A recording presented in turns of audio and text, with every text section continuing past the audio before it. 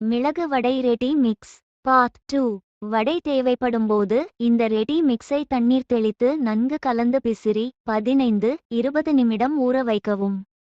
கொஞ்சம் கலவையை எடுத்து உருட்டினாற் போல செய்து எண்ணெய் தொட்டு கொண்டு பிளாஸ்டிக் ஷீட் அல்லது ஈர வெள்ளை துணியில் வடையாக தட்டவும். நடுவில் ஓட்டை போடலாம்.